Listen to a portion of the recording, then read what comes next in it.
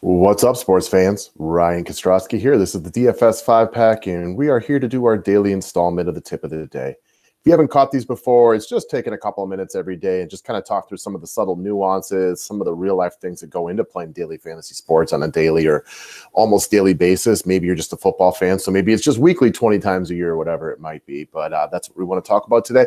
If you're new to the station, if you want more DFS-related videos, the easiest way to get them is to press that red button right there that says subscribe. For anybody who feels like doing a kind thing, the thumbs up is always appreciated, and if you want the full-length show, go sign up to be a member. Just to reiterate to a few of you guys, Friday, the 15th of February, we'll be ending the lifetime sale as well as the MLB only sale.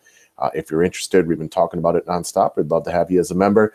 Meanwhile, today's tip, guys, this is going to be a little bit of the older.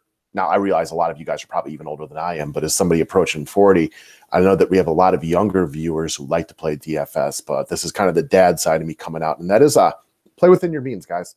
You know, I've had a lot of customers over the past 5 years tell me that, you know, they're out of money or they played way too much on football one weekend and they're all out.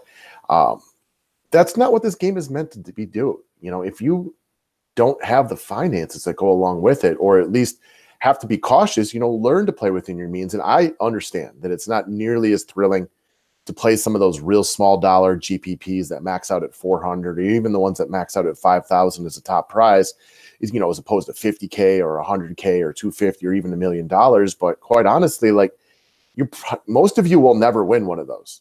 And I hate to be the bearer of bad news, but the majority of the time you just end up donating your money when you play into contests like that. And if you like playing DFS, you know, learn to love it for the competition. Now, there needs to be some financial rewards that go along with it. And I realize, you know, I've won GPPs before where the max price is $500. It's not as thrilling. I know that, but it's also more thrilling to be able to play on a daily basis and not to go with the stress level associated. You know, if you only got $5,000 left to your name, why are you playing for $2,500, you know, of DFS, or even on a smaller scale of that? If you only got $500 in your checking account, why are you spending $100 playing DFS that night? I realize, you know, I've been there, I've done that. And if you don't have kids, it is a lot easier. You know, I can remember playing poker for $2,500 before when I only had $3,000 left in my name. And that's probably not a wise decision, but knowing that I didn't have any kids back in the day, it was a little bit easier, because if I got to eat ramen noodles and beg for change on the corner like a hobo, it's just me I have to worry about. So we're all in different life situations. And for some of you younger guys out there, it is a little bit different. But it is also, I cannot tell you how thrilling it is not to have the same level of stress associated with on a nightly basis when it comes to playing DFS. Like when your guy goes out injured, and it happens to all of us all the time, to just be able to, like, you know, brush it off, you know, move on with your night and realize that there's a new slate tomorrow. Because I'm not putting my entire bankroll or my entire checking account on the line for one night of DFS. Lots of little bad things can happen that are completely out of your control on a nightly basis. So if you got to quit playing because you run out of funds, it's just something to be cautious of. And I know the daily dollar isn't as entertaining as, you know, the $100 single entry or something like that. But if that's what your financial allotment in life currently allows you to play, you know, learn to play for that and enjoy it. The competition can still be a lot of fun. Now, I realize playing for free, not an option. There's going to at least be a little financial compensation that goes along with it. But play 10 entries in the quarter arcade if that's all that your financial allows you for. I've been playing light for about a month and a half now because that's where we're at. It's a slower time within the DFS industry. We don't have it. The business doesn't have as much money coming in. So I will change where I go.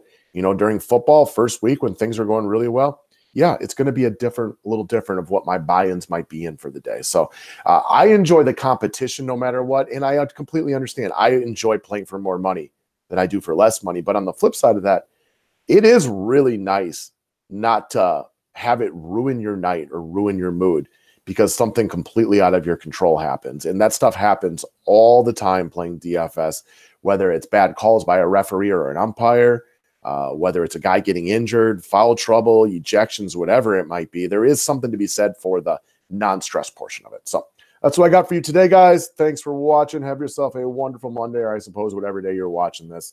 Let's go talk some DFS here momentarily, and we'll see you all soon.